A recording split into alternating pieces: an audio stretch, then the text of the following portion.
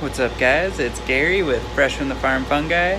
I'm here in Denver, Colorado, and today I wanted to go through some of the different types of gourmet mushrooms that we grow here on our farm.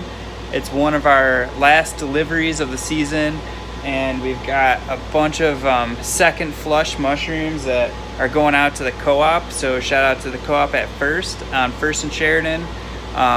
We'll be stocking up their shelves there until our second flushes are over, and then we're going to be shutting down and cleaning and rebuilding some things for next year.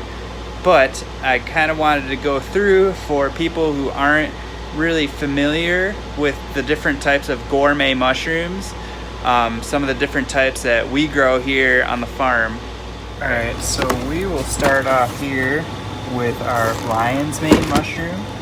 So lion's mane is probably one of our most popular strains, and it tastes like lobster. It has a really unique texture and flavor. You can see it's very flaky, and it has a distinct aroma that is very seafood like.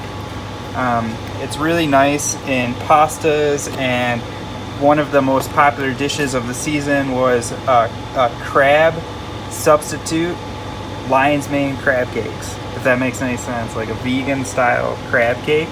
So you'll just take these, flake them apart, and saute them with breadcrumbs and seasoning, and make little patties. They get crispy that way.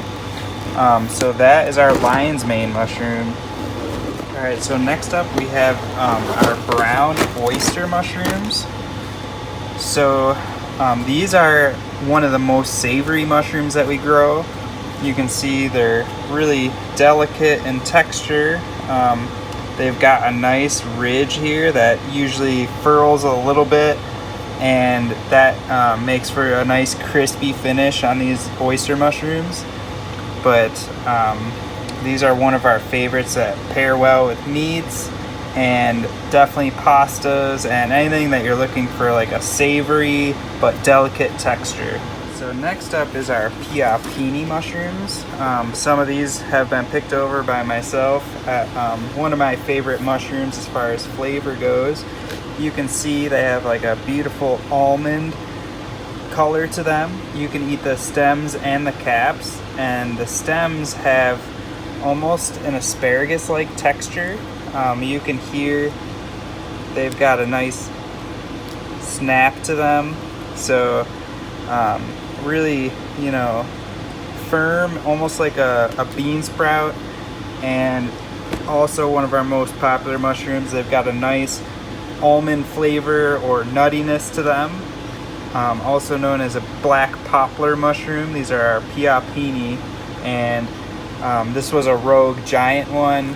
Sometimes, we like to mix various sizes in our baskets, so this was just one of the last of the giant ones. But alright, so PIOPPINO mushrooms. Alright, so next up is our blue oyster mushrooms. So you can see they get their name from their blue tint. Especially in the colder seasons, you can see really nice blue color coming out. So these are one of our most mild flavored mushrooms, I would say, but still, typical sweetness to the oyster mushroom. And I really like making soups with these. They get like a noodly texture and a really delicate texture. So they're good in like a miso soup, or even just sauteed with some veggies. Really nice complement texture. Alright, those are the blue oysters. Alright, so next up is our king oysters. These are our biggest mushrooms that we grow. You can see this really dense, meaty mushroom. Some of these are just the second flushes, so they're kind of weird shapes, but usually they're more like this shape throughout the year. And they have a mild flavor, but super dense and a meaty texture. So we like to slice them the long way, grill them up. They'll get a nice sear that way.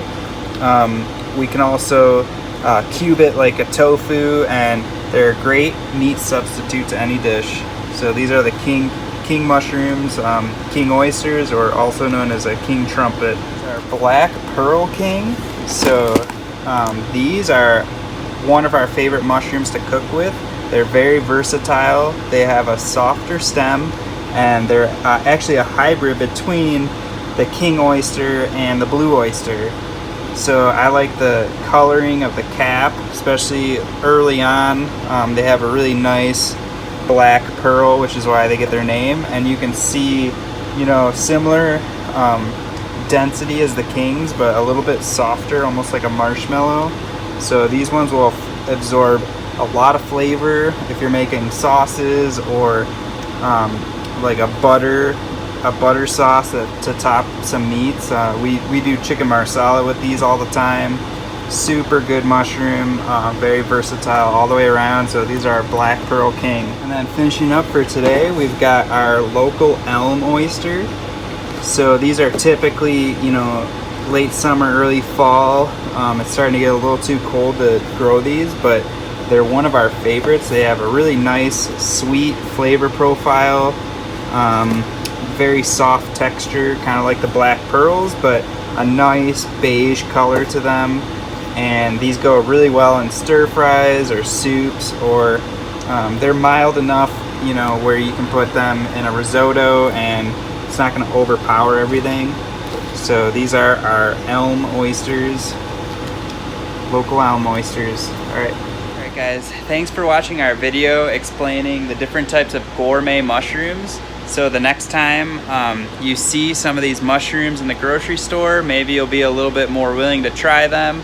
Or if you know any chefs in the Denver area, have them reach out to us. We're going to be ramping up our production next year, so we're super excited about that, and we want to get our fresh mushrooms out to as many people as possible. So give us a thumbs up if you enjoy our videos.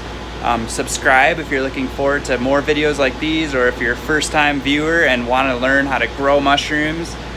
We grow all different types of mushrooms, so more than these varieties. Some are seasonal due to the very precise growing environments, and we pull our air from the outside, so that's why, you know, we have to switch our rotation throughout the year. Some of them can handle it, like lion's mane, but some of them are a lot more delicate, like the enoki. So yep, like I said, give us a thumbs up, and until next time, much love.